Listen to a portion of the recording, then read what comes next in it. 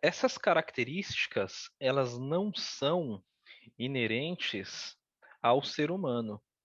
A gente é levado a naturalizar todas essas questões sobre as quais a gente está discorrendo, sobre as quais a gente está falando e que são colocadas como inerentes à nossa natureza e até mesmo com uma fundamentação filosófica que é muito histórica nesse sentido, mas na verdade, todas essas questões do racismo, toda essa caracterização da violência do homem contra a mulher, tudo isso são construções sociais que foram inseridas dentro dessa nossa reflexão e que começaram lá atrás.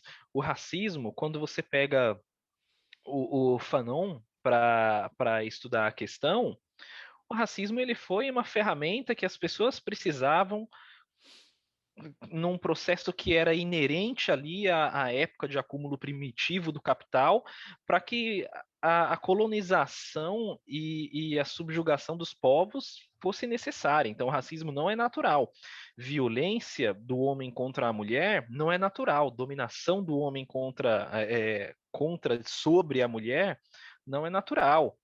É uma instituição que vem até muito antes da lógica do capitalismo, mas que foi muito bem recepcionada por ele, né, dentro dessa organização de consumo e de dominação social e concentração de poder entre homens, mas a gente não tem que aceitar que essas questões são naturais. É, A gente não... você fala, foi recebida pelo capitalismo, você fala, né? Exato, exato, É, exato, aí exato. só queria só um parênteses, você mencionou o Fanon só para... Eu também sei muito pouco sobre ele, estou me interessando pelo tema há pouco tempo, é o Franz Fanon, que era um Isso. advogado nascido na Martinica, né, que tem uma ampla obra aí, muito profunda. Estou até vendo que ele morreu, inclusive, em Bethesda, em 61, Uhum. que é onde eu moro. Olha aí, ó. Ele, ele, ele foi um psiquiatra, na verdade, e ele tem obras que são essenciais para a gente entender como que a gente se organiza hoje, não só dentro do capitalismo, mas também dentro dessa nossa lógica de discussão a respeito do racismo. Existe uma obra dele que é essencial, que se chama Pele Negra, Máscaras Brancas, e quando você junta toda a argumentação que ele construiu nessa obra, para que você entenda também uma outra obra posterior dele, que é Os Condenados da Terra, essa junção de toda essa linha argumentativa que ele constrói ao longo dos anos, te faz entender, te faz compreender como que o capitalismo ele estrutura o negro para se pensar como branco em muitos momentos, por isso que o livro tem esse título que é muito capcioso, né? Pele Negra, Máscaras Brancas, e como que isso é colocado pro negro como uma condição em que ele mesmo entende esse racismo como uma naturalização ao olhar para o próprio corpo e muitas vezes se condenar, né? Então, é muito importante que a gente entenda esse tino da reflexão dele para que a gente compreenda, por exemplo, por que que antigamente existiam revoltas de povos escravizados e marginalizados e hoje uma revolta desse tipo é impensável. O Mark Fisher fala muito disso. O Mark Fisher ele fala que o capitalismo ele é tão perverso que ele perverte até mesmo a nossa criatividade política e ele limita a nossa percepção de que qualquer outra realidade além do capitalismo, e isso considerando qualquer insurreição possível, seja algo impensável, inimaginável. Quando você propõe para qualquer pessoa em determinado debate político que, nossa, a sociedade deveria ser diferente, eu defendo um mundo, eu defendo uma organização do poder, da produção e do consumo diferente. A pessoa acha que aquilo é inconcebível, que aquilo é impraticável, que aquilo é uma utopia. Tudo que hoje é uma realidade já foi uma utopia antes. E esses estudiosos, esses autores, eles vão muito nesse sentido de desconstrução, só que essa desconstrução ela não é compreendida e ela não é recepcionada pelo público que consome os jogos, porque esse público ele já foi condicionado, ele já foi educado, ele já foi blindado de qualquer debate político quando você parte do princípio de que a política discutida neste meio é a política da despolitização, é a política da pós-política, que é o que os cientistas políticos, os estudiosos da área e as pessoas mais novas e mais modernas estão trazendo para esse debate nas últimas décadas. A gente tem uma pessoa que eu acompanho muito, que eu gosto muito do trabalho, que é a Sabrina Fernandes. Ela tem 2 livros incríveis, né? A primeira obra dela, Os Sintomas Mórbidos, é uma obra que trata desses atritos dentro do campo da esquerda, mas esses atritos eles servem muito para a gente compreender como que a direita pensa também, porque a direita se apropria desses atritos, ela se apropria das diferentes bifurcações que a esquerda toma para poder pulverizar o pensamento de esquerda como um pensamento irrelevante. E, e a Sabrina trabalha essas questões dentro do raciocínio da pós-política que a direita traz. Porque a principal arma dos conservadores é alegar a neutralidade, é desconstruir politicamente o debate político. É chegar e falar assim, não, isso aqui não é político, isso aqui é neutro. Não, eu não gosto de política, que isso? Eu sou neutro, de política eu não falo. A isenção já é uma postura política. Você se omitir do debate através do não combate ao racismo, por exemplo, é uma postura muito clara de conivência com o racismo. Então, quando essa comunidade de jogadores ela fala que ela não quer política nos jogos, ou quando ela fala que não, os jogos estão falando de temas muito progressistas, eles são jogos ideológicos, ele está partindo de um ponto político para fazer essa afirmação. Por mais que muitas vezes ele não seja capaz de racionalizar essa condição toda, porque ele foi colocado numa lógica de pensamento estrutural que tenta desmontar o raciocínio sob o véu da neutralidade.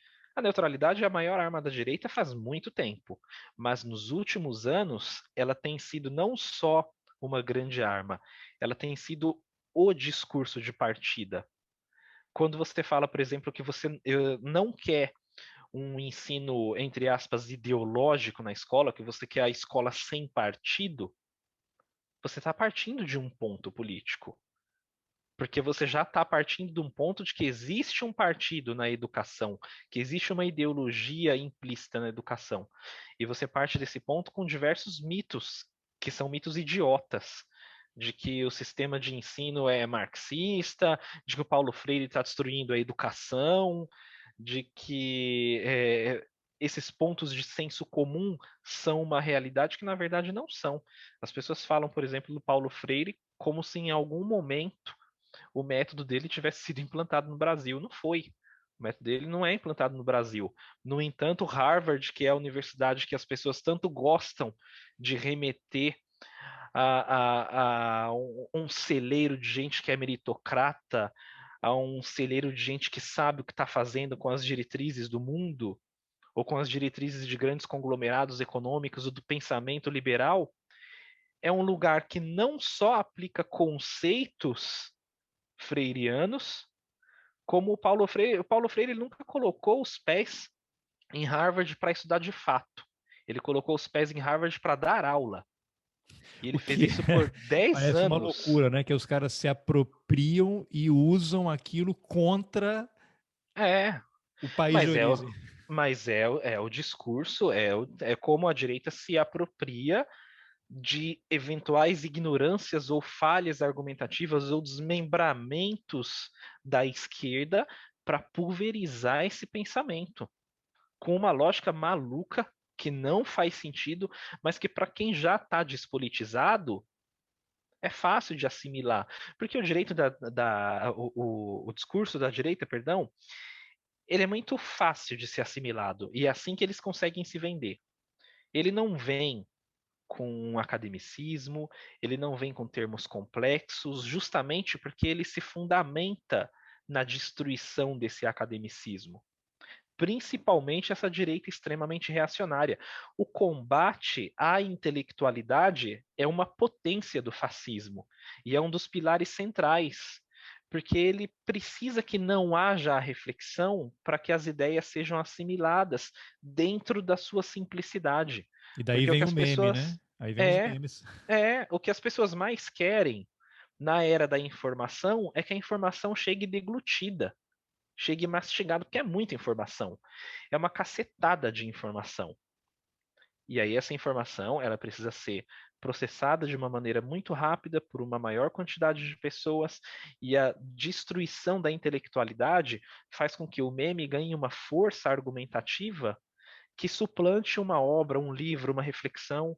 Eu tenho um exemplo que provavelmente todo mundo que está ouvindo já passou por isso, que é grupo de WhatsApp, que vem aqueles memes defendendo cloroquina, contra a vacina e não sei o quê, que vem uma mensagem muito poderosa que a pessoa assimila, e aí se você rebate dizendo que não é, você é acusado de censor, é banido do grupo, e se você coloca o link de um estudo científico, quem é que vai ler? Eu me pergunto, quem é que vai pegar, abrir um link que vai te jogar para um estudo científico de 30 páginas que ainda não é conclusivo em Uhum. inglês? Quem é que lê inglês? Mesmo quem lê inglês, quem é que vai abrir um estudo técnico com uma linguagem complexa que faz referência a experimentos não conclusivos? Aí o que a direita faz? Ela pega uma frase no meio do texto dizendo que houve resultados satisfatórios aqui, aqui e ali, pega essa frase,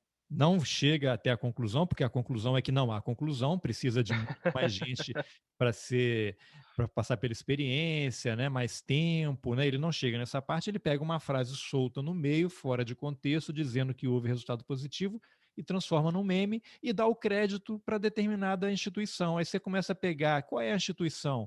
É o Jornal de Medicina, como tem um vídeo aí do Alexandre Garcia defendendo a cloroquina, que eu tive a curiosidade de ver. Aí você vai ver, o jornal ele está no ranking na posição 185, é um estudo de agosto do ano passado, que já está ultrapassado, que o próprio jornal já atualizou, dizendo que aquilo já não vale mais, porque já há pesquisas mais recentes. E quem é que vai ler isso? Aí você questiona, você é acusado de censor. E aí pronto, É, o tecido social se foi e o bolsonarismo atingiu o seu objetivo. sim, sim, é exatamente isso. E essa lógica, ela se aplicou na comunidade de jogos a partir do momento em que não somente o Bannon, mas muitas outras pessoas entenderam que existe um capital político não só na construção desse pensamento reacionário, mas na quantidade de pessoas que estão inseridas nesse público e que já foram, né, historicamente pegando ali, né, você pegando um extrato histórico ali, as pessoas estão inseridas há diversos anos dentro dessa lógica. Então, quem não está convertido está prestes a se converter. É um terreno fértil, é o que a gente chama de terreno fértil porque é fácil você propagar essas ideias, não só pelas ideias em si, mas pela quantidade de pessoas que vão repetindo essas ideias sucessivamente dentro de uma comunidade que às vezes não tem um ponto de fuga fora desse pensamento. É muito comum você encontrar pessoas, por exemplo, de esquerda, seja da esquerda mais radical ou daquela esquerda mais centrista, é muito comum você encontrar essas pessoas reclamando que não há um ponto de vista, uma criação de conteúdo ou uma reflexão progressista dentro do meio, né? E percebendo essa questão e esse terreno fértil, agora a esquerda vem correndo atrás para tentar ganhar espaço dentro dessa comunidade. É, obras a respeito disso estão chegando no Brasil, estão sendo editadas. A Jacobin, que é uma das principais e grande vetor da intelectualidade de esquerda no Brasil, já escreveu diversos textos a respeito da relação da política progressista de esquerda e da comunidade de jogos. Eles têm um texto muito bom, em que uma construção ali, um argumento se apresenta sobre por que que a gente precisa olhar para essa comunidade, como que a gente consegue cooptar as pessoas para as políticas de esquerda, e é muito interessante isso. Porque A é gente, interessante, talvez você possa falar alguma coisa assim, você tem o avanço da tecnologia, você tem as big techs, que são empresas capitalistas, né? Tudo bem, sim, o Zuckerberg começou lá no quintal, na casa dele, mas o cara é um dos maiores bilionários do mundo e está aí sendo bombardeado, governos tentando controlar, criar algum tipo de regulamentação, porque ele se apropria de um espaço público e trabalha, opera naquela zona cinzenta entre o público e o privado. Quando interessa ele é uma coisa, quando não interessa é outra. Ele quer o melhor dos dois mundos e a gente sabe que nenhum uhum, casamento funciona desse jeito, né? Você casa com todo e não apenas com a parte que te interessa. Quando eu jogava videogame, o Atari, o que tinha eram 2 joysticks. Você tinha, uhum, juntava ali 4, 5, 6 crianças ali, quem ganhava ficava, quem perdia saía. Então você tinha aquela comunidade, os seus amigos mais próximos que iam para tua casa e jogava. Hoje você tem internet, você joga com qualquer pessoa em qualquer lugar do mundo, 24 horas por dia, porque não tem mais fuso horário, tem sempre alguém acordando em algum lugar do mundo, tem sempre gente uhum. virando noite, as pessoas dormem cada vez menos ou não dormem, né? E aí você tem agora a possibilidade. Antes eu jogava com 2, 3 pessoas, a conversa estava restrita, estava contida naquele espaço da sala de casa. Hoje você tem chat, você fala com qualquer pessoa em qualquer lugar e você não sabe quem é aquela pessoa, porque é um avatar e tem um cara lá, um pedófilo, se passando por uma criança de 7 anos. Você tem todo tipo de situação e as pessoas não sabem. Isso me preocupa muito. Que, que reflexão você pode fazer sobre isso que eu te falei? Olha, muitas camadas, Carlos. Muitas camadas. Você vê, né, que a gente começou esse papo, a gente foi conversando, conversamos um pouquinho em off aqui, né, para que o nosso ouvinte compreenda, e as coisas foram se desdobrando, É. né? E aí você vai trazendo essas camadas, a gente vai entendendo como que a dinâmica da comunidade de jogos e de jogadores ela é complexa. É, Hoje, com o advento da tecnologia e com todas essas características que você mencionou, mais aquelas que eu mencionei em relação a uma audiência extremamente numerosa e apaixonada, sobretudo, pelos jogos, e aí eu digo para você, muito provavelmente não existe uma comunidade de consumo mais apaixonada do que a comunidade de que gira em torno dos videogames, seja em qual modalidade for. E esse é um problema. Eles também são chamados de usuários? Não. A gente chama de gamer, de jogador, de usuário, Tá. depende muito do contexto e de onde você está falando, mas para que a gente compreenda aqui, eu sempre procuro falar em comunidade porque já abarca todas as modalidades. Mas essa questão da paixão, ela é problemática, porque isso faz com que as pessoas elas idolatrem determinadas personalidades, e a gente sabe que a idolatria ela é complexa porque ela retira da equação da relação entre as partes os problemas. Você passa a não enxergar os problemas. E quando você passa a não enxergar os problemas, não é só os problemas em relação à pessoa, mas é também ao discurso. E qualquer discurso que a gente viu que já se perpetuou por conta de toda essa construção de raciocínio reacionário, meritocrata e capitalista, ela ganha um eco, ela é potencializada para um número de pessoas que vão tomar aquilo como verdade, como referência. É aquilo, eu vi minha filha jogando Roblox, falei, isso aqui não tá certo. Ela não consegue ver isso. Eu já Não, falei não. com ela, ela falou assim: não, porque você é adulto, você não entende. Ai, meu Deus, deve ser muito tenso ouvir isso. Muito. Eu não sou pai, então eu não sei como que é ouvir esse choque.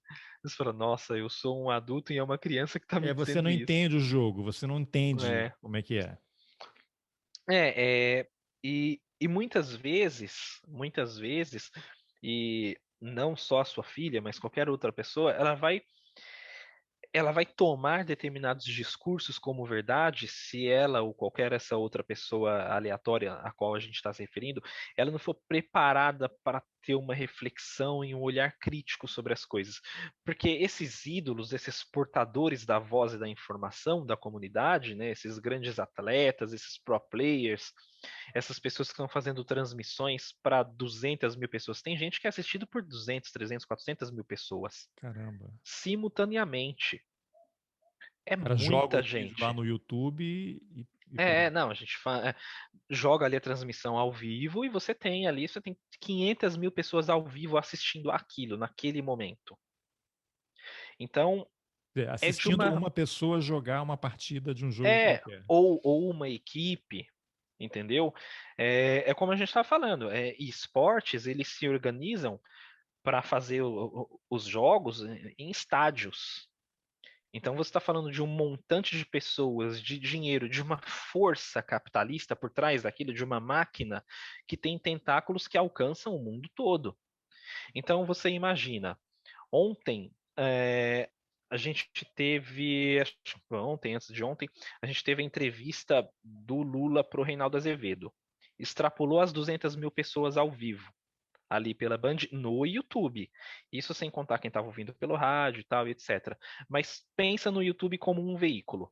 A gente tem um ex-presidente em uma crise político-econômico e financeira com uma audiência de 200 mil pessoas em um canal específico.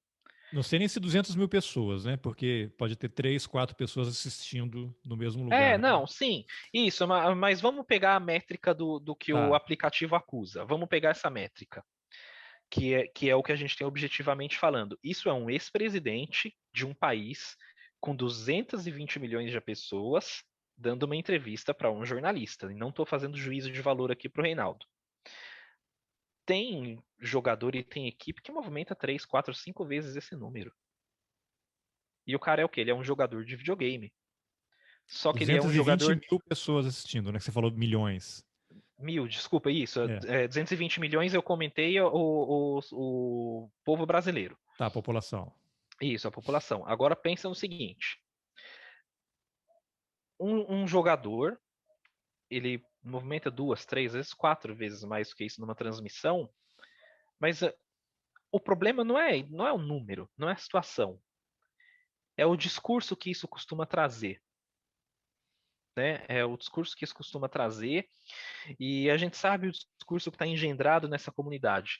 É, esses jogadores eles passam por um processo de media training, eles têm uma equipe que diz para eles o que eles podem e o que eles não podem falar. Existe toda uma preocupação, tal qual existe a preocupação com um artista, com um músico, um cantor, uma pessoa de referência. E a gente sabe que na lógica de exposição da pessoa pública, tudo é pensado. Existe uma régua de comportamento e você pode ir até determinado ponto dessa régua quando você está em público. O problema é que essas pessoas estão inseridas nessa lógica de consumo, nessa lógica de doutrinação, e é um volume muito grande de pessoas que, em qualquer outro contexto, que não seja esse contexto mais controlado, vai tomar as opiniões políticas, a construção dessa pós-política e desse pensamento que muitas vezes é reacionário como uma verdade de uma pessoa que é uma referência, porque dentro dessa comunidade ela está num posto, num polo de poder. E ela está numa localização ali de exercer esse poder que é quase inalcançável para essa outra audiência. Então ele é um modelo, ele não é um jogador, ele é um porta-voz.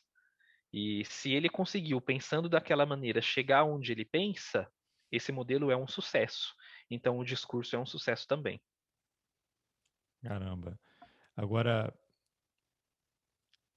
só para você podia só fechar aquela questão do Gamergate. O que que aconteceu Uhum, ali exatamente? Teve aquela questão, tudo que a gente acabou indo para Fanon e mudou o foco. Para a gente fechar a uhum. questão do Gamergate, tinha essa questão aí do assédio, de abuso, né?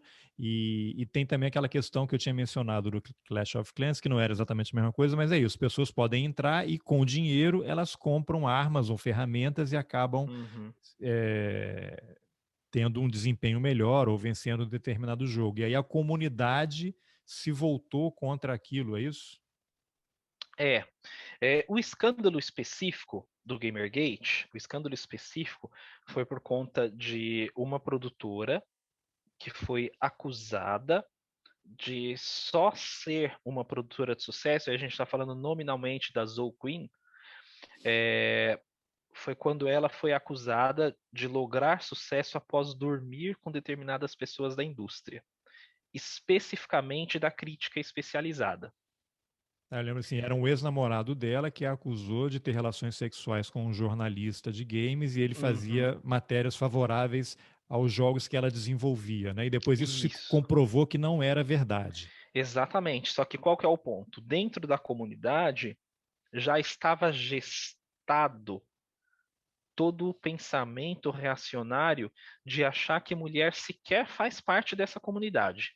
A misoginia é um traço muito marcante da comunidade de jogos, porque a gente está falando de um brinquedo que era vendido como um brinquedo masculino, é vendido como coisa de menino. Né? O videogame durante muito tempo foi isso. Ainda que nós tenhamos pesquisas que mostrem que as mulheres são maioria. E, É mesmo? Eu não e- e- sabia. tem. A gente tem uma pesquisa no Brasil, eu não lembro por quem que saiu agora, mas eu posso dizer até aqui que, de cabeça, tem uma empresa que é uma assessoria do Theo Azevedo, que ela trata de estudos relacionados a jogos, estudos e consumos. Se as pessoas procurarem aí o Theo Azevedo, que foi jornalista de jogos durante muitos anos, ele é um jornalista renomado dessa área aqui no Brasil, elas vão encontrar a empresa de assessoria dele, que é a Tel Games, e lá elas vão poder entrar em contato com esses caminhos todos. Mas as mulheres hoje são a maioria dentro desse mercado, isso não se discute, Tá. né? E aí o que acontece?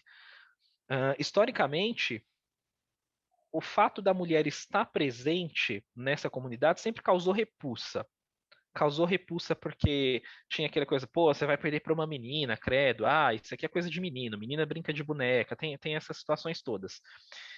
Então, o jogador, ele sempre foi muito protecionista em relação à própria dominação, e aí eu tô falando do jogador gênero, o homem, masculino. Ele sempre foi muito protecionista em relação à própria comunidade. Então ele já não aceitou inicialmente que, pô, uma mulher está fazendo isso para difamar quando ela se defendeu, né? Para difamar o ex-namorado. Mas mulher e jogo não dá certo. Mas tem que ser isso, tem que ser aquilo. Essa mulher aí, ó, tá vendo só? Dormiu com um monte de gente. Olha como ela foi escrota. Mulher, você tá cobrindo jogos então? Você é jornalista, com quem que você teve que dormir para estar aí falando? Você não jogou tal coisa. Então, assim, sempre houve uma busca pela desconstrução e pela desqualificação da mulher dentro desse ramo. Outro dia até eu vi não sei se um podcast, acho que do Sesc, tinha uma gamer, que ela também é Uhum. estudiosa do tema, não me lembro o nome agora dela, uma pena, mas eu vou tentar colocar o link. E ela falava que quando ela jogava, e aí por conta desse desenvolvimento da tecnologia, as pessoas podiam aparecer, sabiam que era mulher, porque você consegue escutar a voz do outro jogador. Mesmo os Uhum. integrantes da própria equipe dela, e aí lança uma discussão sobre o design, a arquitetura dos jogos, eles se uniam, a própria equipe dela, para tentar responsabilizá-la, jogar a culpa nela de a equipe ter perdido e eventualmente até assassinarem o personagem dela, o avatar dela, durante o jogo, né? Tornar as missões mais difíceis para depois colocar a culpa na menina. Eu não sei se especificamente esse conteúdo que você viu é o da Beatriz Blanco, porque É ela é gaúcha, eu coordenadora, acho. ela é coordenadora de curso, ela tem envolvimento com o ensino de jogos aqui no Brasil, dentro da área de comunicação. É bastante interessante toda a lógica e a construção do trabalho dela. Pesquisadora também da relação entre jogos e gênero, e já fica, inclusive, a dica aí para as pessoas. Mas, sim, existe essa confluência de um discurso de ódio dentro Desculpa, da comunidade. Gabriela Kurtz. A Gabriela Kurtz, eu sei quem mas inclusive acho que a gente até gravou. Gravamos episódio com ela no nosso Vou no deixar Regras o do link Jogo. também lá, porque é muito Olha aí. interessante o que ela fala. Sim, ela é uma pessoa de referência, uma pessoa de referência. Ela faz parte de uma equipe de estudo, né, de um grupo de estudos de jogos. É bastante interessante o trabalho dela. Mas sim, isso é resultado de um discurso de ódio que ele se volta não só contra as mulheres, mas contra qualquer discurso, qualquer argumento pró-inclusão nessa comunidade, né? Os desenvolvedores de jogos, a gente precisa entender que lá atrás eles eram pessoas privilegiadas, eram aquele modelo que a gente sabe que é o tradicional do homem hétero, branco, que tem acesso à tecnologia, e não poderia ser diferente no começo dos jogos, né? Eram questões muito restritas de acesso, envolvendo custo, envolvendo essa situação toda. Então, os jogos eram feitos por essas pessoas, para essas pessoas. A gente precisa entender que o videogame ele nasceu como um produto imediato do capitalismo. Ao contrário de outras formas de produção audiovisual, ele não nasceu com a nobreza artística e depois ele foi apoderado pela lógica mercantil, que é tão bem tratada ali pelos frankfurtianos. Né? Ele não sofreu, essa indústria, ela não sofreu a apropriação do discurso cultural e da arte como reprodução em massa, que ele já nasceu dentro dessa lógica da reprodução massiva. Tanto que o cinema nasce como arte, o teatro nasce como arte e depois ele se torna entretenimento. Então a discussão entre ele ser arte ou não é quase que boba. Agora, quando a gente aplica isso para os jogos, a gente está falando de uma outra lógica, em que os jogos nasceram como um produto e hoje a gente está discutindo se eles são arte ou não, ou se eles podem ser, né? Que Mas loucura. antes disso ele foi pensado dentro da lógica de consumo. E quem que desenvolve os jogos? Num primeiro momento, é o japonês e o estadunidense. Então são essas pessoas que desenvolvem os jogos. E eles não desenvolvem os jogos pensando nos mercados emergentes, eles não desenvolvem os jogos pensando na latinidade, eles não desenvolvem os jogos pensando na negritude, na diversidade sexual, na multiplicidade de gêneros, porque esse não é o escopo comercial. Tanto que toda a propaganda, todo o discurso e toda a estética antes do discurso visa só essas pessoas e visa só a fantasia de poder que essas pessoas buscam, que é do protagonista, que é do herói, que é da jornada do herói do Campbell. É isso. O videogame ele nasce fundamentado nesses valores. E esses valores têm um direcionamento de classe, eles têm um direcionamento de consumo. Só que houve uma revolução.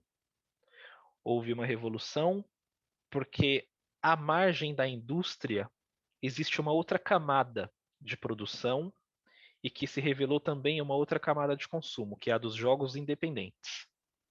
Porque se o cinema independente existe para resgatar a característica artística do cinema original, e se a música independente existe para fazer esse mesmo resgate com a música e com a musicalidade, os jogos independentes vêm na toada de subverter a lógica de consumo capitalista de grandes estúdios, de grandes empresas e de concessões narrativas e comerciais em prol do fator mais importante quando a gente discute o que é a arte e o que não é, que é a autoria, que é o caráter único, que é a identidade do artista. E quando esses jogos independentes começam a ganhar espaço, principalmente na última década, o que acontece?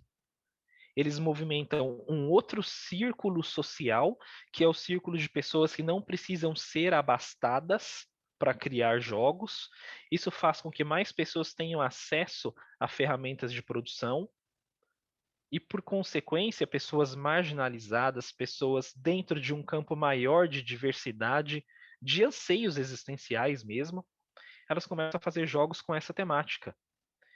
Então, os jogos independentes vão se mostrando um sucesso cada vez maior, com narrativas originais e por muitas vezes dentro da lógica dos jogos tradicionais, que a gente chama desses jogos AAA dentro da comunidade, né, que é o AAA.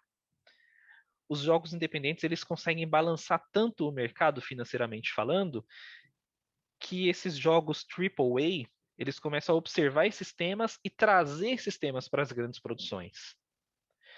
E aí você tem esse pessoal reacionário rugindo, quando não relinchando, para que esses discursos sejam combatidos com maior eficiência, através dessa lógica toda que a gente construiu até aqui, de despolitização, de tirar a política dos jogos, de não tratar de temas delicados, de não vir com essa lacração, meu Deus, está fazendo isso, está colocando aquilo, ideologia.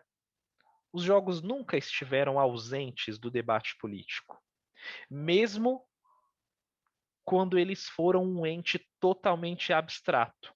Tetris, por exemplo, que é aquele joguinho de encaixar peças, foi um jogo concebido pelo Alexei Pajitnov lá na União Soviética ainda, né? A União Soviética ainda estava de pé. E você pensa que, poxa, não existe política naquele discurso, naquela estética, de fato. É um monte de pecinhas abstratas caindo ali, é uma coisa muito mais voltada para a ludologia, em vez da narratologia. No entanto, a questão política não sendo indissociável da nossa existência fez com que Tetris gerasse debates até na política internacional, porque se tratava de um jogo dos russos, da União Soviética. É a obra soviética, é o jogo soviético. É aquele jogo soviético viciante. É aquele jogo soviético que vem de um lugar perigoso. É aquele jogo que a gente não pode aceitar porque vem da onde? Quem que fez? Sabe? Então, as pessoas elas estão tentando combater um ente, que é o ente político, que sempre teve presente, quando não no jogo, como discurso e como estética, na indústria, como modelo de negócio dentro da lógica capitalista. Agora, depois de tudo isso que você falou, estou convencido de que a política sempre esteve presente nos videogames. Os videogames são mais do que jogos para criança, fazem parte de um processo de construção de várias coisas. Qual foi o momento em que as pessoas. Eu tinha originalmente pensado, né, de perguntar qual é o momento em que a extrema-direita entrou. A extrema-direita construiu, né? Qual Uhum. foi o momento em que se percebeu que essa extrema-direita, esse discurso de extrema-direita estava aflorando, não sei qual seria a melhor expressão, assim, e que as pessoas começaram a trazer isso mais para o debate. Como é que a extrema-direita está presente no universo game? Presente sempre esteve, né? Mas no sentido de fato, agora começar a interferir em eleição, em iniciar movimentos de cancelamento, de destruição de reputações, e aí a gente vai chegar nessa treta aí que está rolando com você no Twitter, você teve sua conta suspensa por uma determinada razão aí que você vai explicar, é melhor você contar. E Uhum. qual foi o momento? Começou com o Steve Bannon, que já foi produtor de cinema, que já trabalhou na área de videogame, que já foi alvo também de games e percebeu como é que ele poderia massificar esse discurso e operar o universo game para atingir determinados objetivos? Carlos, eu acho que nesse ponto a gente precisa compreender esse processo muito mais como uma confluência de coisas do que como um marco inicial, sabe? É como o aparecimento do fogo, quem que trouxe o fogo, né? A gente nunca pensa em quem que trouxe, a gente pensa em quais as possibilidades, né, físicas e materiais ali que geraram o fogo, né? Como que o homem dominou aquilo, como que ele entendeu que ele poderia É, a partir de reproduzir quem aquilo. descobriu que pode estar no controle, né?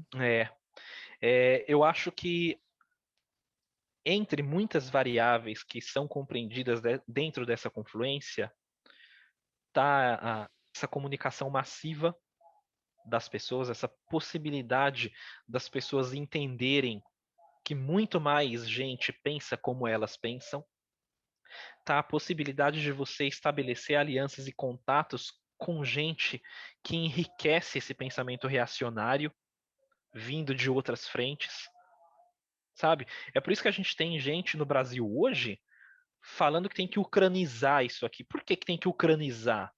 Porque o cara entrou em contato com alguém que dentro de um conjunto de valores reacionários na Ucrânia importou essa, aliás, melhor dizendo, exportou essa ideia para o mundo, e aí tem gente comprando, que nem a gente que está Você tem importando aquele isso. grupo dos 300 lá, daquela famosa sala Winter, né, que teria feito treinamento lá, mas é como se você tivesse uma frente internacional do tiozão do É, churrasco, né? basicamente é isso. Então, eu acho que o alcance da comunicação e as condições que o capitalismo colocou para que essa comunicação fosse cada vez mais difundida, no sentido de que qualquer pessoa hoje em dia com um celular e um WhatsApp na verdade um smartphone qualquer consegue instalar o WhatsApp e trocar mensagem com todo mundo instantaneamente Com e Wi-Fi, acessar não precisa qualquer nem do site. chip, né? Nem na, É, nem... não precisa. Bom ponto, né? Você tem Precisa, Wi-Fi precisa de um público. número, né? Inclusive, eu entrevistei já um rapaz que eu me correspondi com ele pelo WhatsApp e depois vi que estava no Telegram. Aí eu mandei uma mensagem quando apareceu para mim que ele tinha entrado no Telegram. E aí eu respondi: não, aqui não é o fulano. Ele é meu amigo e ele me emprestou o número dele para eu poder usar o Telegram. Ou seja, o cara tem uma linha de telefone, usa o WhatsApp e emprestou esse mesmo número para o amigo poder usar o Telegram. É loucura, né, cara? É uma maluquice. E eu acho que foi isso. É uma confluência de coisas, assim. São fatores que convergiram, né? O amadurecimento tecnológico, que não é um mérito do capitalismo, mas o modelo capitalista de fazer essa difusão, esse spreading de aparelhos e tecer uma grande rede de comunicação mundial é que permitiu com que as pessoas trocassem essas ideias, esses conhecimentos e esses valores e percebessem que esses valores reacionários, eles fazem parte do modelo do mercado de jogos em diversos países. Porque assim, começou no Japão, que é um país extremamente conservador, né? Foi para os Estados Unidos, que também é muito conservador, é muito reacionário. Foi para a Europa, que historicamente, o que é? Colonizador, dominante, que emprega esse discurso e essas situações todas, né? Então, a gente está falando de um nascimento muito voltado para o poder. O videogame, a gente precisa entender isso. O videogame, ele nasce no poder. Ele nasce no poder, e por que que ele é poderoso? Não é porque ele nasce no poder, é porque com a principal característica dele, que é a interação, é isso que torna o videogame perigoso. A interação permite a perpetuação do discurso de quem o concebeu. Ou seja, o discurso de poder, ele não é só jogado para quem tá ali, pro gamer. O discurso de poder, ele é apropriado e ele é reproduzido pela ação. Você age. Isso é pouco dito. A principal característica e o principal perigo do jogo como instrumento de narrativa política reacionária é porque você age. Você não está falando que é bom atirar na cabeça, você atira na cabeça. Inclusive, os jogos são, você monta uma equipe e onde é que você vai? Você invade a favela, porque tem um negro armado, escondido num barraco, e o objetivo é entrar e atirar na cabeça. Como o Witzel falou, talvez ele tenha jogado Sim, isso quando era mais jovem. e aí o ponto. E aí, e olha como existe toda uma lógica de construção, né?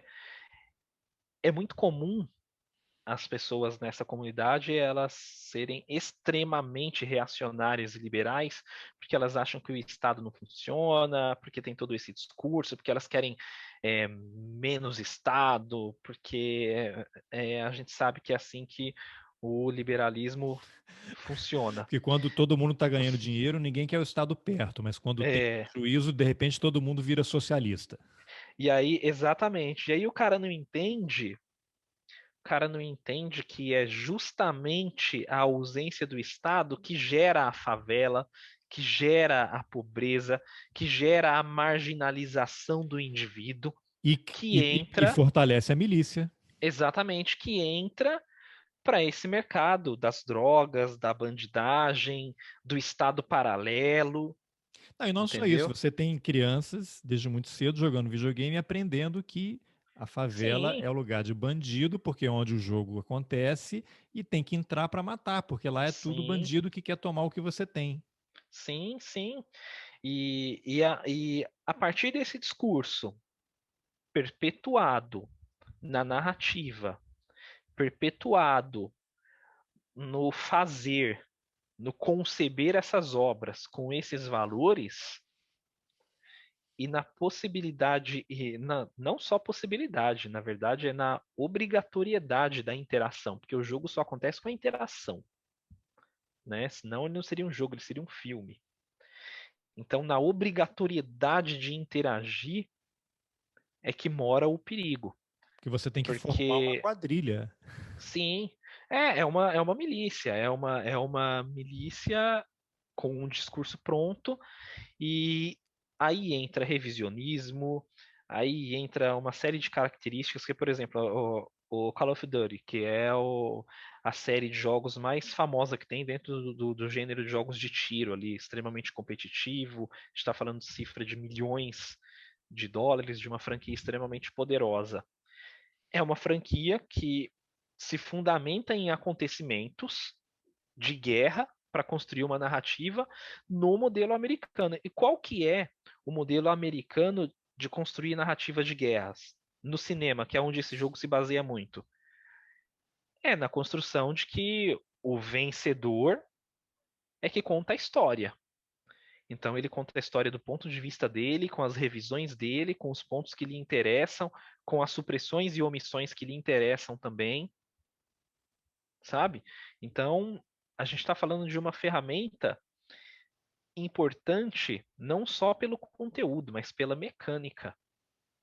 E é por isso que o termo fantasia de poder é extremamente impactante, mas é importante. É um termo forte quando você fala assim, fantasia de poder. Você sabe que você está falando de alguma coisa importante. E a gente precisa dimensionar a interação na importância desse discurso e desse termo. Porque não é à toa que o exército dos Estados Unidos treina militares com o videogame. Não é à toa. É pela precisão, é pelo realismo, é pelo discurso. E hoje você tem cada vez mais um emprego de drones, que é um videogame, né? O cara vai acertar o alvo hiper preciso e você já tem o desenvolvimento de robôs que vão desarmar a bomba, que tem o formato de um cachorro, que vão entrar ou numa favela ou numa periferia no Afeganistão, sei lá, e vão entrar num barraco com câmera e o cara precisa acertar o alvo. É a mesma coisa. Ele está num videogame, só que lá na ponta tem um robô com um arsenal poderosíssimo matando pessoas. Você comentou isso do drone, que é extremamente importante. Isso as pessoas às vezes elas nem compreendem como que o videogame hoje ele chegou num ponto em que ele antes era o resultado de uma tecnologia possível. Hoje a tecnologia é possível por conta dos videogames. Ele está puxando o avanço tecnológico. Porque toda a lógica, por exemplo, de efeitos especiais em computação gráfica, da onde que vem? Cinema, né? Mas aí o cinema pegou essa possibilidade da computação gráfica dos jogos.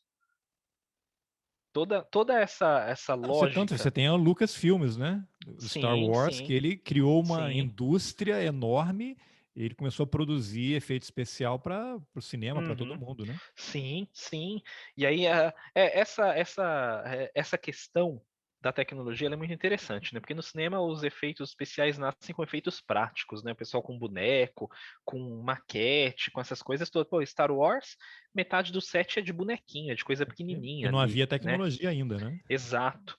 Mas a partir do momento que os videogames, com a força do mercado que tem, puxam essa evolução tecnológica, faz com que você tenha muito mais pessoas hoje em dia estudando coisas como programação, como modelagem 3D, porque você tem um ramo todo do cinema, que é o ramo dessas animações em 3D, que se não surgido, forçado ali pela tecnologia utilizada nos videogames, né? Nos anos 90 a gente está falando do Toy Story, e aí tem aquela discussão do Cassiopeia, que é o filme brasileiro que dizem que é antecessor ao Toy Story, mas a Disney com aquele poder todo suprimiu ali o Cassiopeia. Não é o mérito aqui da nossa discussão, mas quando, quando não afirmar que essa evolução tecnológica veio dos jogos, é possível afirmar com toda certeza que os jogos hoje estão puxando uma boa parte da discussão tecnológica. Então, a lógica de construir linhas de programação, ela não está restrita mais aos videogames. Ela chegou no cinema, ela está na internet, está na construção de Então, aí eu queria sites, te né? perguntar uma coisa que sempre provoca a minha curiosidade. As pessoas acham que quem faz videogame, quem está nessa indústria, é o engenheiro, o cara que faz o Não. código. Uh-uh. Eu queria que você dissesse, o que eu penso é assim, quem é empregado, tanto não só para o videogame, mas Facebook, Twitter, essas plataformas Big Techs, pessoas que desenvolvem esses aplicativos de atividade física, de dieta, o que eu imagino é que ali tem antropólogo, sociólogo, neurocientista, porque engenharia de rede, o cara é engenheiro, mas você tem uma rede neural também, né? O cara tem que estudar tudo isso. Esse pessoal todo é empregado por essa indústria para poder trabalhar nessa chamada economia da atenção, para poder sugar o seu tempo e você ficar ali. É esse pessoal que está empregado nessa indústria? Sim. É, existe, obviamente, pessoas dentro da lógica de programação, Claro, engenheiros e etc. Isso é uma é questão, óbvio. né, óbvia. Mas você tem roteiristas, você tem artistas gráficos, você tem ilustradores, você tem escritores. É, por exemplo, o George R. R. Martin, né, que fez o Guerra dos Tronos, ele é um cara que está colaborando com um estúdio japonês para a feitura de um jogo que está para sair aí nos próximos anos, que é o Elden Ring, né? Então é um cara imediatamente ligado à literatura, mas que veio para os jogos. Não, o próprio Lara Você tem, Croft começou como videogame e virou filme depois, né? sim, não, você tem uma série de diretores de cinema que estão envolvidos com jogos e não é de hoje, entendeu? Então, assim, tem um criador de jogos, né, o Hideo Kojima, que ele é um cara muito próximo do cinema, né? A obra dele comunica muito com o cinema. O último jogo dele tem o Mads Mikkelsen, tem uma galera graúda do cinema. Tem o Nicholas Refn, que é um diretor, mas que foi colocado como um personagem ali. Tem um time de estrelas ali que é sensacional. Tem o Norman Reedus. Então, tem grandes nomes do cinema. Não só emprestando o rosto, mas atuando no jogo, fazendo captura de movimentos, falando os textos, reproduzindo os diálogos. Tem muita gente. Tem muita gente do cinema nesse jogo. Pô, tem a Léa Seydoux, que hoje é uma grande estrela da França, do cinema francês. Sim, mas aí você tem Então, esse pessoal que também é famoso, né? E que atrai. Mas eu uhum. digo assim, na montagem mesmo, você tem esses caras, neurocientistas, Ah, psiquiatras, não, sim, sim, psicólogos. sim. Sim, para falar de reação e de comportamento, sim, absolutamente. Absolutamente. Hoje os jogos eles não são feitos só pensando no caráter lúdico ali. Todo esse discurso e toda essa métrica é muito pensada como que as pessoas vão reagir, é muito pensado como que as informações vão captar e impactar essas pessoas, é muito estudado, né? Muito estudado. Então, de fato, não é mais todo esse resultado e como as pessoas e como a comunidade processa essas informações, não é mais um resultado jogado ao léu, né? Existe todo um estudo intencional por conta disso. Até mesmo porque uh, muitos estados, muitos países, muitas potências financiam jogos, participam de financiamento de políticas públicas, de fomento à pesquisa de tecnologia e ao desenvolvimento de jogos. Na Polônia, por exemplo, a gente tem a CD Projekt Red, que é uma produtora que começou como uma produtora pequena e hoje é um dos principais ativos culturais daquele país. Tanto que o produto cultural polonês mais exportado, perdão, para o mundo é um jogo, é a série The Witcher, que virou até série na Netflix, que é uma série de livros. Começou como um conjunto de livros ali de um escritor polonês, é muito difícil falar o nome dele, mas é Andrei, alguma coisa lá, eu não Uhum. vou saber nem pronunciar, mas começou como uma série de livros, virou jogos, chegou num patamar estratosférico de lucro, ao ponto que o Estado polonês se interessou e hoje está envolvido no aporte financeiro ali dessa A obra. gente não vai entrar exatamente nisso, mas eu queria só mencionar, acho que foi num podcast Nautilus, se não me engano, Muito em bom. que eles mencionam como o Kim Kataguiri, que é do MBL, deputado federal, ele Uhum. tem projetos de lei relacionado a games, como estimular a questão de imposto, ICMS, é uma discussão hiper complexa que eu não vou ter condição nenhuma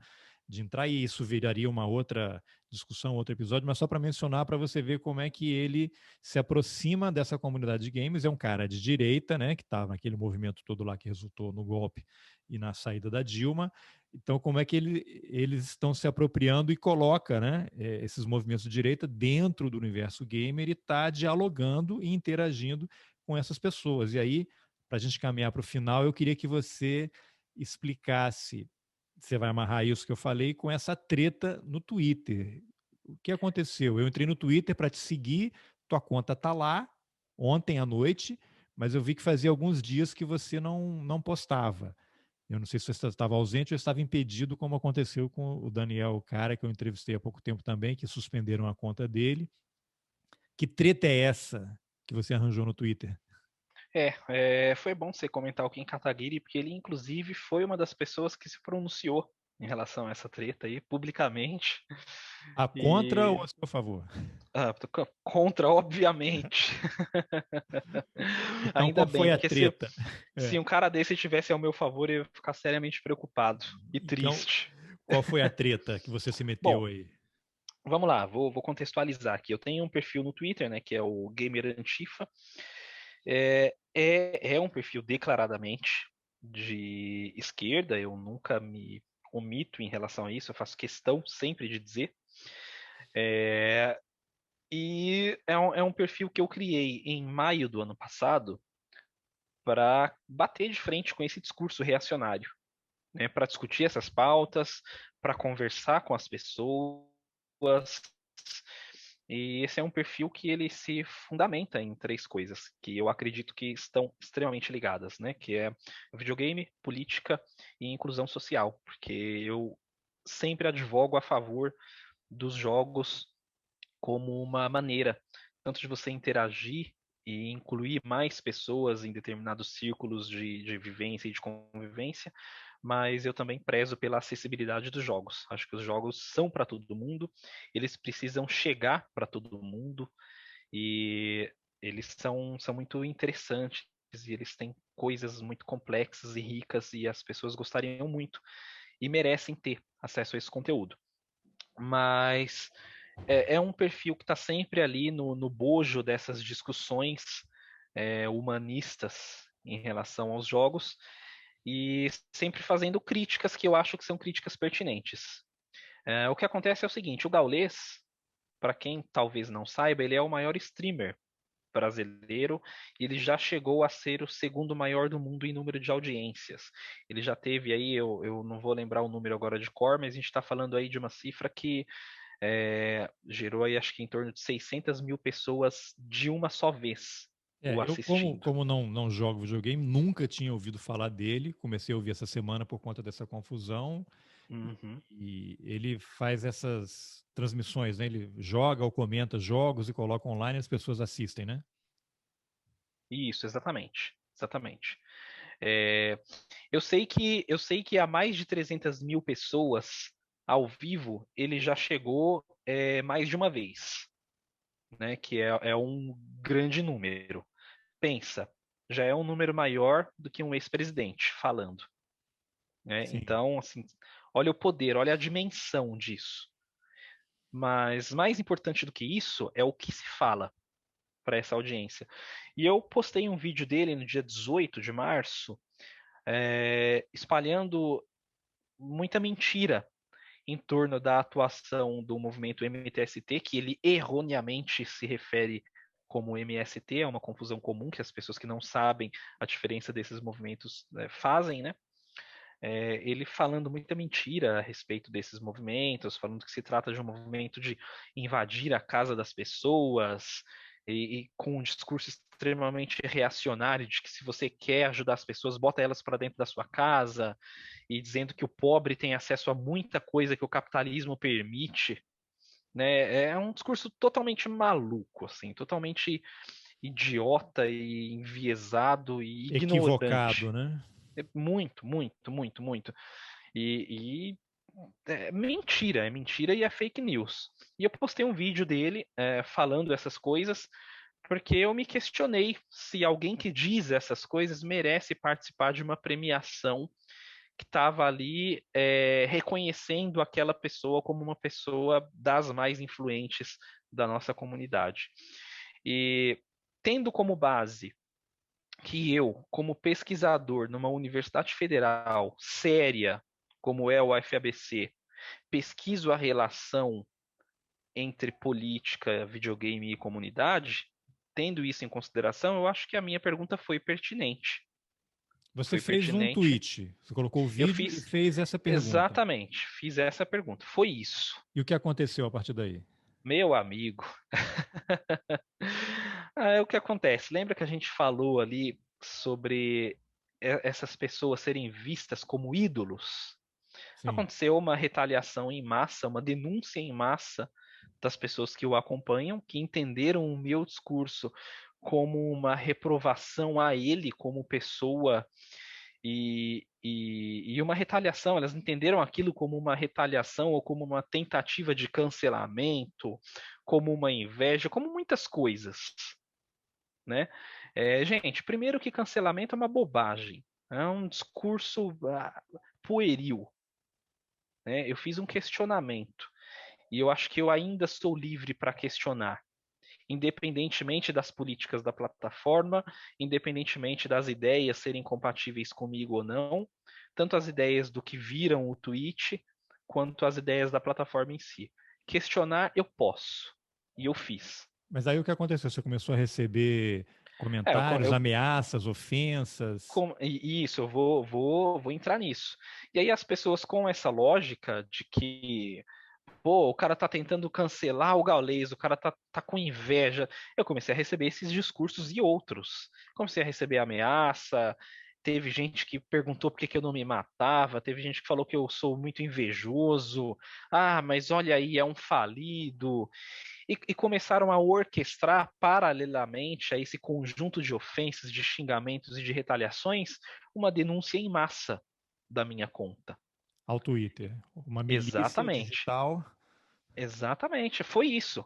Foi orquestrado, né? Foi orquestrada uma denúncia em massa da minha conta. E algumas horas depois de uma grande repercussão, de muitos retweets, de muitos comentários, de muitas ameaças, tanto públicas quanto na DM, né? Que é o inbox privado. a conta foi suspensa. Isso já do dia 18 para o dia 19, tanto que eu só percebi na manhã do dia 19. Você está desde o dia 19, então, com a conta suspensa, 19 de Desde o março. dia 19 Hoje é com a dia 3 conta de abril. suspensa. Isso, com a conta suspensa. E o que acontece? Eu recorri ao Twitter, entrei em contato e comecei a mobilizar as pessoas, né, em torno desse assunto. Só que até hoje a plataforma ela não me respondeu a contento. E primeiro porque assim, aí a gente precisa falar um pouco sobre como que funciona essas questões arbitrárias. Porque primeiro que a plataforma me suspendeu sem me ouvir. Já começa por Você aí. recebeu alguma mensagem ou não? Você foi entrar no Twitter e viu que estava desabilitado. Então, eu recebi um e-mail dizendo que eu havia sido suspenso por direcionamento de assédio. Olha, houve isso. Houve isso. Eu fiz uma pergunta, por isso que é importante dizer. Eu fiz uma pergunta. Eu não xinguei. Eu não disse que, nossa, esse cara tá sendo um escroto, um merda, um lixo. Ele tá sendo burro. Eu nem fiz juízo de valor em relação ao que ele estava dizendo. Considero que foi um absurdo dizer como disse, considero sim, e não me privo de dizer, mas eu não retalhei. Tanto que, no mesmo dia em que eu fiz esse tweet, ele se pronunciou, e eu fiz um tweet posterior dizendo que, com o pronunciamento dele, eu considerava a situação ok, e que é importante questionar, porque se a gente não propor discussões, a reflexão não chega e posteriormente as coisas não mudam. Eu fiz um tweet com essas palavras. Mas qual foi a resposta dele ao seu tweet original? Ele deu aquela resposta que a gente sabe que é uma resposta de media training, né? Falou, olha, Mas ele não te disseram, ofendeu, não te atacou, não, nada não, de disso. maneira nenhuma, de maneira nenhuma. Isso eu não posso dizer. Isso eu não posso dizer. Ele disse aquela resposta que a gente sabe que é uma resposta controlada. Por isso que foi importante toda essa construção desse raciocínio, dessa nossa conversa. Porque a gente sabe que essas pessoas são treinadas, têm o media training, e ele deu aquela resposta que quem trabalha ou quem tem contato com a área de comunicação sabe que é uma resposta treinada. Que ele pega ali a subjetividade de alguém está dizendo tal coisa, eu vou me posicionar. Vou me posicionar da seguinte maneira: o importante é que hoje eu mudei, no passado a gente fala coisas que não queria falar mesmo, eu estava passando por um momento difícil, eu me descontrolei, eu não estava num bom momento, mas hoje em dia eu não penso mais da maneira que eu já pensei no passado, e o mais importante, além dessa minha evolução, é a maneira como eu faço as coisas hoje, como eu trato as coisas hoje e, mais do que isso, o que as minhas ações dizem. Gente, isso é um discurso treinado, comedido, né, acomedido e dentro ali de um limite para não causar nenhuma celeuma, mas tudo bem, é o direito dele. O que importa é que as pessoas viram que esse questionamento gerou um impacto e que a partir do momento em que as pessoas questionadas por esse discurso elas vão ter que se pronunciar, e isso faz com que esse discurso não fique se perpetuando publicamente. Isso é uma coisa importante. E eu acredito no valor disso, desse questionamento. Então, independentemente de estar com a conta suspensa desde o dia 19, porque mesmo depois do pronunciamento dele, que foi feito no fim de tarde, as denúncias continuaram. Mas mesmo com a conta suspensa desde aquele momento, eu não me arrependo. Eu não me arrependo porque eu sei do teor do questionamento, eu sei da minha intenção, e eu acho que é sempre preferível se posicionar, dizer o que pensa, defender o que acredita, independentemente do que isso vai gerar. E se Bom, e em você algum tem sido momento. alvo de discurso de ódio esse tempo todo. Sim, é detestável. O que se encontra por aí falando sobre mim é detestável. Sabe, as pessoas, mas esse é um cara falido, ele é um lixo, ele é um merda, ele não vai conseguir nada, ele tá com inveja. Gente, eu não tenho a pretensão de ser o Gaules. Eu não tenho a pretensão de ser mega milionário, não faz parte do que eu acredito. Entendeu? eu sou formado, eu tenho a minha profissão, eu sou advogado, eu advogo com coisas que eu gosto da minha profissão. Paralelamente à advocacia, eu tenho a minha pesquisa no FABC, que é uma coisa que eu levo muito a sério. É uma instituição jovem, séria e comprometida, entendeu? Eu acho que essa pauta é importante. As pautas envolvendo o direito digital que tanto me atraem, envolvendo a comunicação do tradicional e do novo, são importantes. Nada mais tradicional do que a política e poucas coisas tão novas quanto o videogame. Esse diálogo é importante. Então, eu deixo aqui cravado, eu consigno aqui. Não me arrependo do meu questionamento, ainda que posteriormente a conta venha a ser banida de maneira permanente. Ela está suspensa, sem data para voltar. O Twitter já me deu uma resposta antes favorável e depois eu não sei o que aconteceu para eles voltarem atrás. Então, eu ainda estou dialogando com ele e movimentando as pessoas e os veículos possíveis antes de entrar com uma ação. Mas se for esse o caso, para mim não tem problema nenhum. Se tiver que resolver pelo judiciário, medo é o que eu não tenho, porque a advocacia, tal qual o jornalismo, não é uma ocupação para gente covarde. É. Então, E Anderson, o que essa decisão do Twitter provoca de reflexão em relação ao papel dessas redes sociais e a necessidade de regulamentação, porque não é possível que eles fiquem operando nessa zona cinzenta, se é que é uma zona cinzenta, né? cinzenta eu digo que não é, porque Tá muito claro, né? a isenção a gente sabe, né, ô Carlos? Mas é o seguinte, é, primeiro que mostra que é uma plataforma que ela não tem gerência nenhuma sobre o próprio conteúdo, porque tem gente dizendo coisa muito pior do que qualquer questionamento que eu já tenha feito. Tem gente com discurso de ódio, tem gente alegadamente fascista e que tem perfil verificado, tem perfil com seguranças a mais que perfis mais simples e mais comuns não têm, entendeu? Isso mostra que a plataforma ela está muito mais alinhada com esse discurso de poder do que com qualquer outra coisa. Porque pensa, o cara tem lá 600 e poucos mil seguidores no Twitter, o cara tem um perfil verificado, o cara tem uma audiência física e é um grande nome. E com ele não aconteceu nada. Ele não se pronunciou na plataforma, a plataforma não quis me ouvir, a plataforma não promoveu uma, sei lá, uma audiência ou uma conciliação. Direito ao Não, contraditório. não.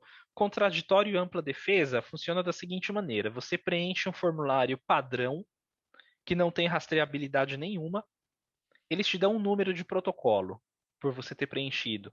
Tá, como que eu consulto o andamento da ocorrência? Eu não tenho como consultar, entendeu? Eu não tenho como consultar, como saber o status. Ah, eu preenchi o formulário hoje. Eu não sei quando alguém vai ler, eu não sei quem vai ler. E eu fico dependente deles quererem me dar uma resposta. Porque não querendo, se eles não me responderem, de quem eu cobro posteriormente? É, porque as redes sociais se tornaram uma empresa privada sem serviço de atendimento ao consumidor. Exatamente. Só que é extremamente importante você falar isso aí. Porque juridicamente, eles se enquadram como um prestador de serviço. Ele está dentro da relação de consumo. É regulado pelo CPC, pelo CC e pelo CDC.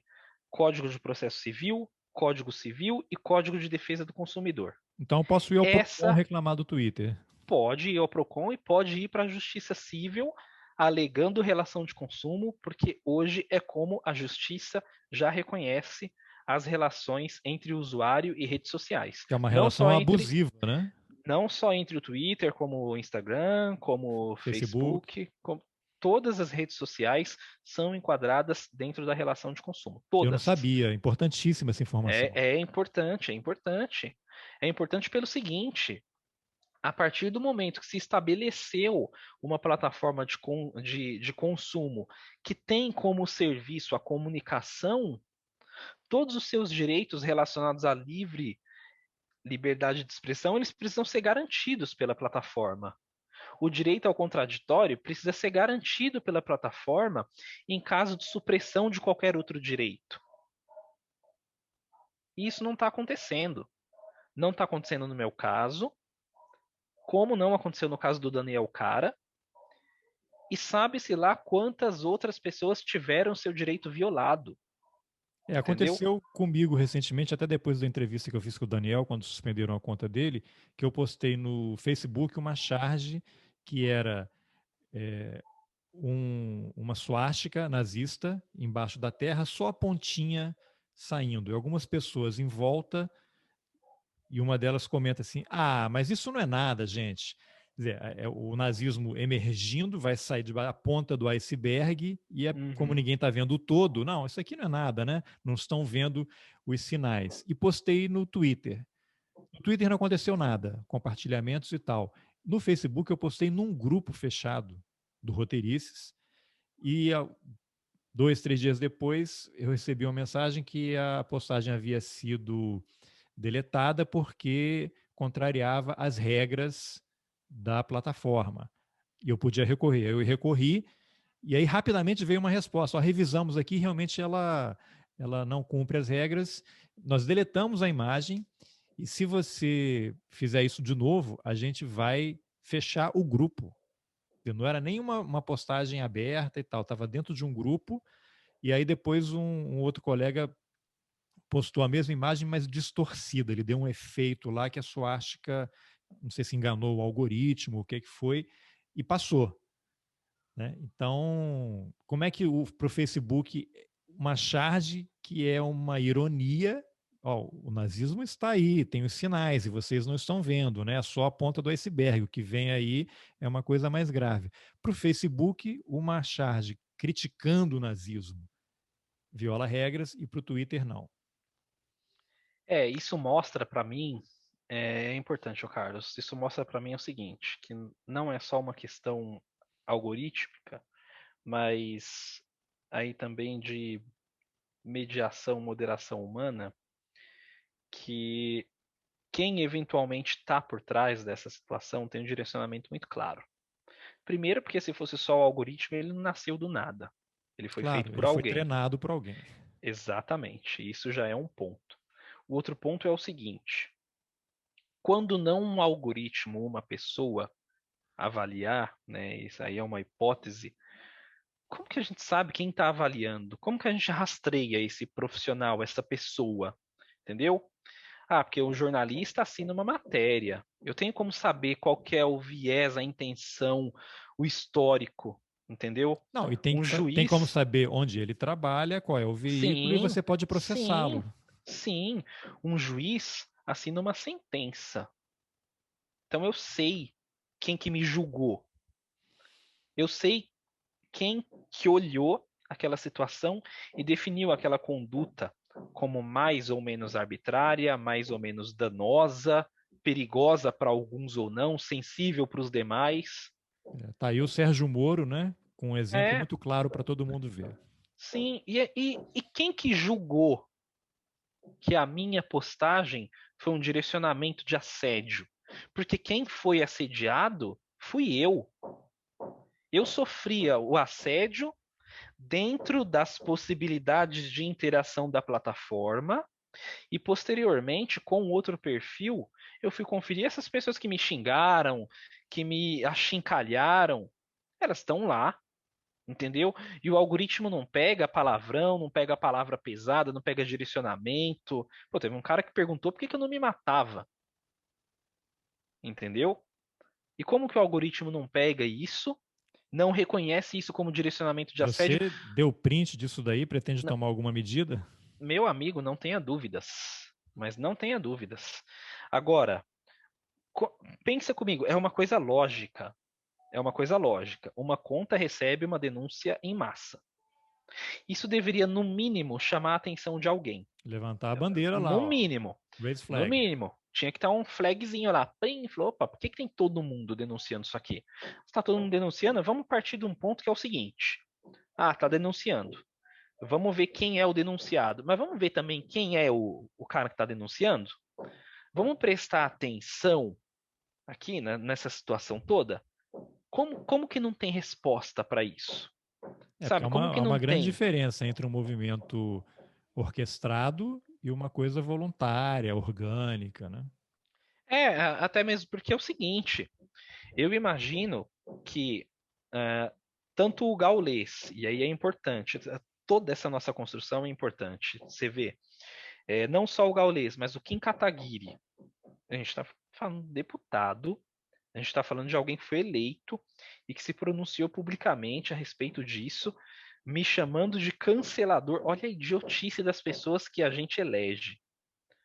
Um cara que devia estar trabalhando, é um vagabundo. Kim Kataguiri é um vagabundo. E se ele estiver ouvindo isso aqui em algum momento, você me processe. Tô esperando. Kim Kataguiri é um vagabundo que se pronunciou publicamente.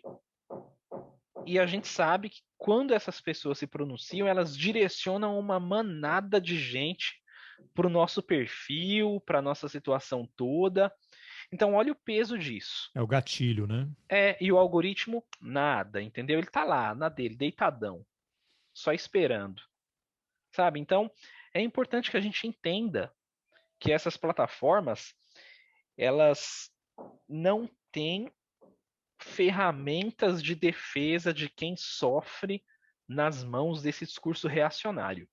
Não tem como você se defender. Eu sou uma pessoa super tranquila. Então, eu consigo responder ali numa brincadeira, eu abstraio dessas coisas. É muito difícil alguém conseguir me abalar psicologicamente com esse tipo de discurso. Eu sou muito tranquilo. Então, para mim, ok, tá acontecendo, a gente vai resolver. Tentei contato algumas vezes, não der certo. Então, justiça neles. Inclusive, a minha petição já está quase pronta já, e hoje eu pretendo trabalhar bastante nela, porque na semana que vem, se o Twitter não me der uma resposta, eu vou protocolar a ação. Agora, e para quem eventualmente é mais sensível, Carlos? Para quem de repente tem um histórico, tem algum problema, sofre com alguns gatilhos mentais, o que que uma pessoa que chega e fala assim: por que que você não se mata, seu merda? Ah, você é um invejoso, você é um bosta, seu perfil nunca vai ser nada. O que que as pessoas que são mais sensíveis vão pensar, vão processar e vão fazer consigo mesmas quando elas recebem esse tipo de discurso? Sabe? Isso é importante, cara. A plataforma ela precisa observar essas coisas e o usuário precisa se questionar em relação a isso. Não é só um perfil banido, entendeu? É um perfil que se coloca sempre contra esses discursos e eu me coloco imediatamente, eu bato de frente, eu falo não. Eu não relativizo, eu não permito discutir o racismo do ponto de vista da tolerância, porque eu não acho que ele seja tolerável. Eu não me permito discutir o quão tolerável ou não é a misoginia, porque eu não acho que seja tolerável. Entendeu? Tem coisas que você discute. Uma coisa, Carlos, é a gente discutir e falar assim: vamos discutir, sei lá, o salário, vamos discutir relação de trabalho, vamos Meritocracia. meritocracia, para que time que você torce, qual que é a sua relação com essas coisas todas. Ah, você gosta de gema mole ou gema dura? Isso a gente discute, entendeu? Isso a gente discute. Tem coisa que você tem que combater. Você não tem que discutir. Tem coisa que você tem que combater. Não, e você também tocou num ponto interessante que é, por acaso, você é uma pessoa centrada, tem uma formação na área de direitos, conhece os seus direitos e sabe os caminhos a seguir, né? E que medidas adotar para se proteger e tem condições de rebater e se proteger em relação a isso. Mas é o que você falou. E quem não tem? Quem não tem dinheiro? Ah, Quem está vulnerável, né? Acabou, né? O cara vai entrar em depressão. muita gente não entende. Muita gente não entende essa relação das redes sociais como uma relação de consumo. Mas para entender uma coisa. Primeiro que eu acho que mais pessoas deveriam conhecer os próprios direitos. Isso é uma coisa que facilitaria muito, não só o meu trabalho, mas a nossa convivência como sociedade. Né? Isso permitiria que as pessoas enxergassem essa relação das redes sociais como uma relação de consumo, porque é uma plataforma que está te oferecendo serviços, está te colocando em contato com propaganda, é uma plataforma que permite a monetização do conteúdo. Você pode promover um tweet, você vai lá, paga para a plataforma e aí você compra divulgação. Olha só, você está comprando um serviço, você está consumindo um serviço. É uma relação de consumo. Por mais que ela seja uma relação de consumo em que para você ingressar, você não precise desprender de um esforço financeiro, tal qual os jogos pay to win, que você pode baixar, você pode instalar e inicialmente você não consumiu ali, você não gastou dinheiro, você não empregou o resultado do seu esforço, da venda da sua força de trabalho. Mas não deixou de ser uma relação de consumo por conta disso. O Twitter também não, o Instagram também não, o Facebook também não, e qualquer outra rede social também não.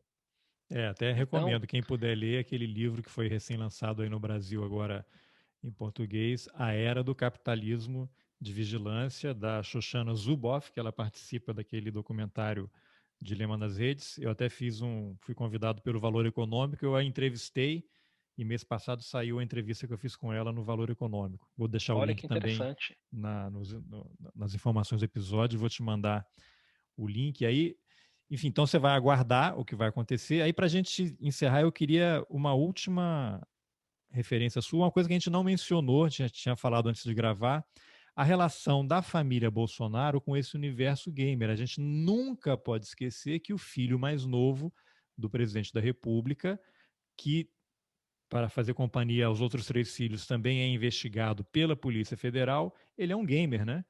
Ele chegou a Uhum. ser banido aí de uma plataforma porque fez alguns comentários sobre o Covid aí no ano passado, e ele abriu uma empresa, né, que promove jogos, eu não sei nem detalhes assim, mas ele está nesse universo e a família, por meio desse garoto, colocou um pé nesse universo gamer que tem tudo a ver com tudo isso que a gente falou até agora, né? Esse filho mais novo dele, aí, o Renan Bolsonaro, ele é um cara que tem fortes contatos na indústria. Isso a gente precisa já deixar claro, né? E isso fala muito sobre a relação do Estado e de pessoas que estão alheias, mas ainda em contato com o ente estatal e com as pessoas que dirigem o Estado, né? E fala muito de relação de poder entre grandes conglomerados e a permissividade que esses grandes conglomerados têm, a anuência que esses grandes conglomerados têm, né? O Bolsonaro, ele começou a acenar para os jogos de uns anos para cá, ainda antes das eleições, ainda antes das eleições, ele fazia uma brincadeira ou outra, coisa que a gente sabe que, na verdade, é assessor de imprensa que cuida do perfil e que faz, mas o que importa aqui é a pessoalidade da interação. Porque sempre que ele acenou para esse público, ele foi muito bem recebido. Ele foi ovacionado. E não existe nenhuma interação do Bolsonaro com o público gamer que não tenha entrado nos trending topics. Nenhuma. Olha Isso a gente só. está falando da principal plataforma de comunicação que ele mesmo utiliza, né? Ele, inclusive, já acenou, foi correspondido e acenou de volta para o Gaulês, que fez campanha pública a favor do Bolsonaro nas eleições. E que, chegando numa outra camada, já fez parte de uma equipe de esportes que foi patrocinada pelo Banco do Brasil. Então, essas coisas não são gratuitas, Carlos, Patrocinada pelo Banco do Brasil no governo Bolsonaro. no governo Bolsonaro. Então, essas coisas não são gratuitas. Não são gratuitas.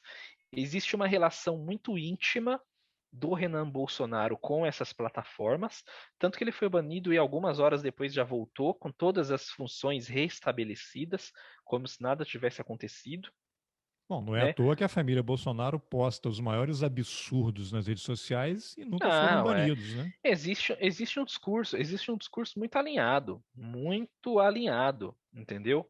Muito alinhado.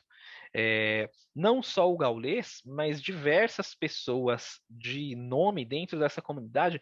Aí tem o Ricardo Praz, tem o Wilton Prado, tem uma série de pessoas que se pronunciaram a favor desse discurso e que movimentaram uma série de pessoas em torno dessa mesma ideia.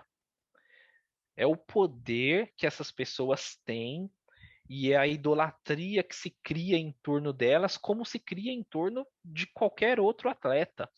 Quem está por fora desse mundo dos jogos precisa entender. Não existe diferença entre a idolatria que o Neymar e que o Ronaldo Fenômeno, o Ronaldinho Gaúcho e outras pessoas mobilizam. Não existe diferença entre essa idolatria e a idolatria que é disposta ou predisposta aos atletas virtuais. Não existe diferença. É curioso que você citou 3 pessoas aí, 3 atletas que acho que compartilham aí valores bolsonaristas, né? Não foi coincidência, você pode ter certeza. Porque qual que é o ponto? Essa idolatria cega as pessoas e coloca esses atletas como detentores de um conhecimento que eles não têm. Gente, eu não tô, quando eu fiz o post, eu não me coloquei como alguém que quer regular quem pode falar de política ou não. Para mim, quanto mais pessoas falando de política, é melhor. A verdade é essa. Só que eu quero as pessoas falando com responsabilidade, com conhecimento, entendeu? Eu não tô querendo que todo mundo pense igual eu penso. Não é isso. Eu acho que o pensamento convergente, ele passa pelo debate. Para você convergir, você tem que ter antes um debate. E aí você vai saber se você tem convergência ou divergência. Só que para isso, para um debate, as pessoas precisam se qualificar, ler, compreender, escutar. E não é escutar só o outro, é escutar a respeito do assunto. É escutar uma palestra, um podcast, um discurso, alinhar aquilo com as leituras, alinhar aquilo com o estudo. As pessoas precisam estudar. Todo mundo tem que falar sobre política, porque a política está em tudo, é indissociável da convivência e da vivência humana. Mas as pessoas precisam falar com mais qualidade. E hoje, pela falta de qualidade da conversa e do diálogo político popular, é que a gente tem permitido que esse discurso reacionário relativize e ganhe espaço, ganhe corpo nesse meio. Então, eu quero que as pessoas falem sobre política, mas, meu, vai estudar antes de falar que o MTST está invadindo casa das pessoas, sabe? Vai estudar antes de falar que o pobre no Brasil ele tem tudo graças ao capitalismo. Ah, o pobre no Brasil ele tem TV, ele tem celular, ele tem Sim, internet. ele tem hospital privado graças ao capitalismo, né? É, é complexo, cara, sabe? Pô, o cara quer falar de qualquer movimento, ele tem críticas a determinados movimentos, eu também tenho. Eu também tenho muitas críticas a muitos setores, a muitos movimentos, a muitas pessoas, e eu acho que ninguém está isento de críticas. Só que fundamenta isso, sabe? Para que você não passe a vergonha de falar que você está criticando o fulano porque você tem inveja dele, porque isso para mim é vergonhoso. Eu não me atinjo com esse tipo de crítica, porque para mim, quem faz essa crítica, diante do meu olhar, está passando uma vergonha. Não está sendo um merecedor da minha atenção. Essa é uma crítica que eu nem vou responder. Quando as pessoas falam assim, muita gente falou que se você fizesse 1/10 do que o Gaules fez, a gente te dava voz. Você está com inveja, que ele tem dinheiro. Ah, o Gaules ajuda muita gente. Tá, eu não estou preocupado com ele ajudar muitas pessoas. A minha crítica não foi voltada para isso. Entendeu? Tem que parar esse negócio de que a caridade ela te torna inatingível e blindado, ela te blinda das demais críticas. Primeiro que caridade com divulgação tem outro nome, para mim é publicidade que chama. E o que ele faz é isso. Então, a pessoa que faz caridade, mas que posta recibo da doação, gente, pelo amor de Deus. Tem uma coisa Então, chamada paternalismo também, né? já começa daí. Né? Então, assim, caridade não é isso. Isso é autopromoção, é publicidade, é outra coisa. Caridade não é isso, é outra Tem aquela velha história, situação. né? Se você quer emprestar, faça diante de testemunhas. Se quer doar, fica na sua. Exatamente. Não tem que ter esse negócio, cara. Eu já fiz muitas coisas para as outras pessoas, eu não preciso falar, e não vou nem falar aqui o que já fiz, e não preciso nem falar no Twitter o que eu ando fazendo. Sabe? Porque não é esse o ponto. Não é esse o ponto. Já advoguei para muita gente pro bono. Mas esse não é o ponto. Entendeu? O ponto é que o cara falou merda, o cara fez merda e ele precisa ser cobrado. Acabou. Ele precisa ser cobrado não só porque é ele, mas porque qualquer pessoa que fale essa indigência intelectual que ele falou tem que ser cobrada também. Mas você acha que esses ataques que você sofreu, eles foram uma reação espontânea das pessoas que o consideram como ídolo, ou você imagina que teria alguma ação orquestrada de fato ali? Porque você sabe que esse meio de gamer, ele é muito raivoso, né? Uhum, Tem sim, gente que pode ter tomado a iniciativa por conta própria, ficou ofendido porque você atacou o ídolo dele e tal.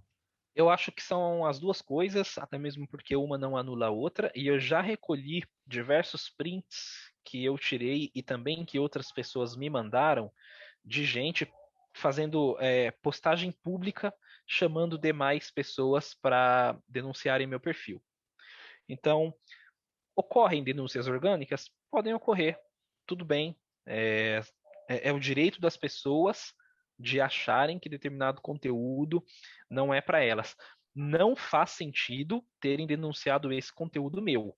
Então, se em algum momento eu me excedi em algum ponto e alguém achou que aquilo foi uma questão sensível, porque eventualmente a gente às vezes se inflama no discurso mesmo, em defesa das próprias ideias. Claro. Ninguém está sujeito, sabe, a ser um zen budista a todo momento. Então, se em algum momento eu feri ou eu machuquei alguém e foi gatilho para as pessoas, tudo bem, eu aceito a crítica. Agora, falar que este conteúdo específico foi um direcionamento de assédio, não foi. E aí eu tenho provas de pessoas dizendo que, por mim a gente se reúne e denuncia em massa. Já outras pessoas denunciando e postando print da denúncia que fez, e aí em seguida outra pessoa respondendo na sequência: mito, é isso aí. Então, assim, eu reuni tudo isso. E já mostrei para o Twitter, o que é mais grave ainda. Porque mesmo diante dessas evidências, a plataforma não fez nada. Não É. fez nada. E não foi gratuitamente que eu mostrei para eles previamente, antes de começar a escrever a minha petição. Porque o que acontece é o seguinte: nada do que eu vou alegar no processo, eles vão poder dizer que desconheciam. Nada. Porque está tudo lá. Eu dei para ele as ferramentas para que houvesse uma avaliação justa do meu comportamento na rede. Então, a partir do momento em que a, a inatividade deles em relação a me dar uma resposta, pelo menos uma resposta concreta, sabe? Falou, não vai dar por isso, por isso, por isso e por aquilo. A partir do momento que eu não tive isso, paciência. Aí eles vão ter que responder na justiça. Eu vou aguardar mais uma semana, porque eu enviei para eles um e-mail ontem e houve também uma mobilização das pessoas, uma mobilização muito interessante, muito importante ao meu favor. Então eu vou aguardar mais uns dias, mas certamente, se não for resolvido, eu vou processar. Bem, então, Anderson, eu desejo sucesso aí nessa batalha, porque é uma batalha, né, que ainda vai longe, e isso é só o começo, né, porque vai resultar em um monte de discussão e regulamentação e qual é a rede social que nós queremos na nossa vida, né, na nossa sociedade. Então, desejo sucesso para você aí e obrigado pela entrevista. Eu agradeço a oportunidade, ô Carlos. Agradeço ao Daniel Cara, que foi quem permitiu com que Fez a tivéssemos ponte aí com a contato. gente. Exatamente, gosto muito dele, acompanho o trabalho dele há muito tempo. Vou passar a acompanhar o seu agora. Se veio através do Daniel Cara, já tem credibilidade, você Tá sabe bom, disso. é lógico. Muito obrigado pela oportunidade. Convido as pessoas a conhecerem o meu podcast lá no site holodeckdesign.com.br. O podcast se chama Regras do Jogo. Ele está hospedado nesse site. E ajudem a gente, né, Claro. a difundir esse conhecimento, essa discussão. É importante que a gente tenha iniciativas como a sua fora do meio dos videogames, para que mais pessoas entendam o que os videogames são, né? Eu vim aqui não é com a intenção de converter todo mundo a jogar videogame, é compreender o que os videogames são e o poder deles na nossa sociedade, porque eventualmente as pessoas que não jogam têm filhos que jogam, mulheres, maridos, pessoas do convívio, e é importante que a gente entenda com quem que a gente está lidando, né? Isso Então aí. é muito bacana. Muito Tá obrigado. bom. Obrigado a você. Abraço. Abraço, valeu.